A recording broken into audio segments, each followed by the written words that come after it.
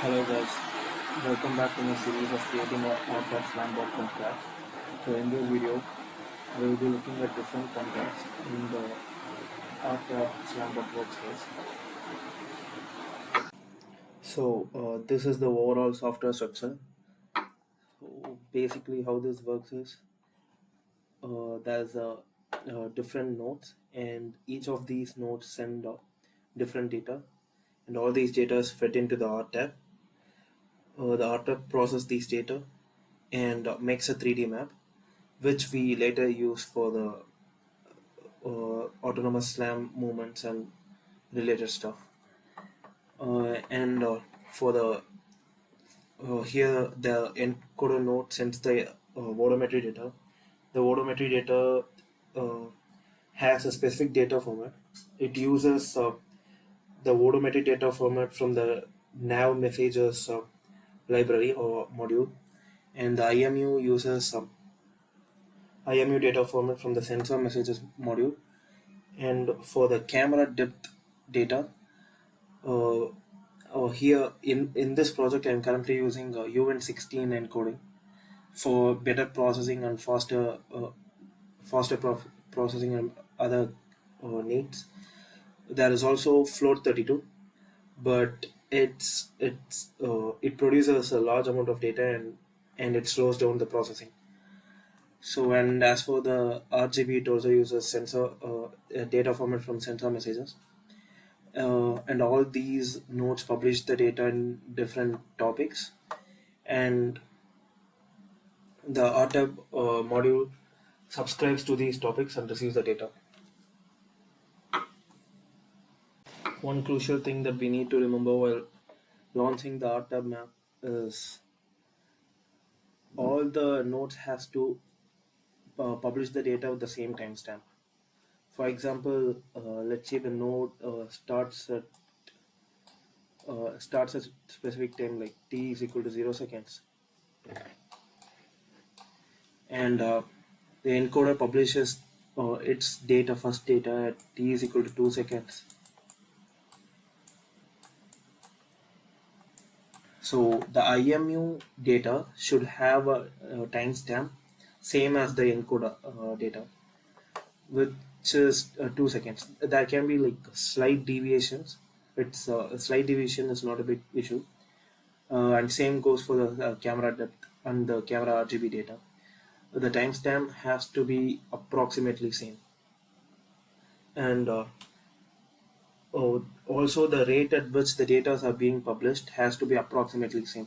For example, if encoder publishes data at 30 hertz, then IMU has to publish data in the same range, but there might be slight deviation from the actual value.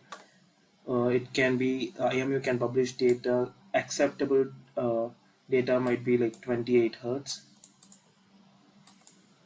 and or it can also be 32 hertz. Slight deviation is not issue. And camera depth should also have a same data publishing rate. If the timestamps, if the IMU provides timestamps which are not as same as the encoder or the camera depth data, then RTAB will reject those data values, which will affect the RTAB mapping algorithm and overall map calibration. I have created different packages, different roster packages, so that it will be easy for me to manage them. And so in the odometry package, I have got the encoder.py file, which creates the odometry node and publishes the odometry data. In the IMU package, I have got the IMU.py, which does the same as encoder, and same goes for the camera package. And the robot underscore bring up package. This has the launch files. So this has basically few launch files, which is for launching the different nodes all together. And coming to this diagram, so this is to explain how the bot works. So this sender is typically the bot. Uh, this bot gets the data and it sends through internet. So let's say the IP address of this, let's say the bot and the laptop is connected to the same network, same Wi-Fi. Let's say the IP address is like 192.168.10.1, and for this one, let's say 192.168.10.2. So all these data will be transmitted through internet. Yeah, we can also use Ethernet for faster transmission. What we will be doing is we will be creating a UDP transmission line, and UDP, by using UDP, uh, all the sender's data will be pushed into the UDP line, and the laptop would be able to take it, like pull it out of the UDP line. And UDP is preferred because it is faster compared to the other forms. We can also use TCP, but TCP makes the process slower, and we don't want that since we have got camera and the encoder data, and all those data has to be sent to RTAB without much lag. We will be using UDP.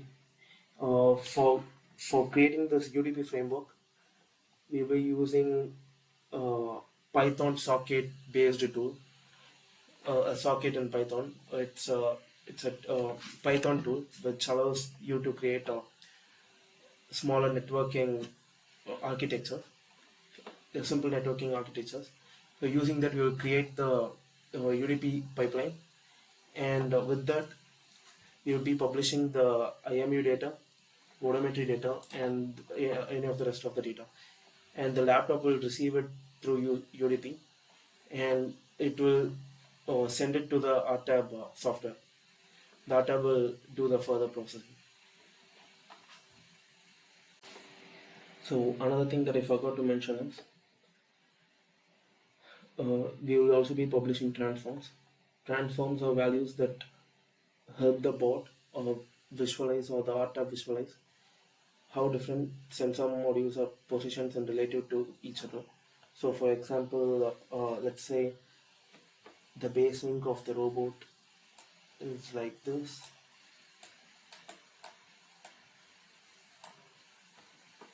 and let's say the camera is positioned in this place,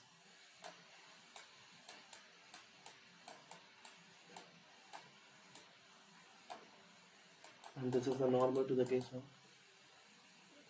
and this is like around 9 centimeter, and this is like around 7 centimeter.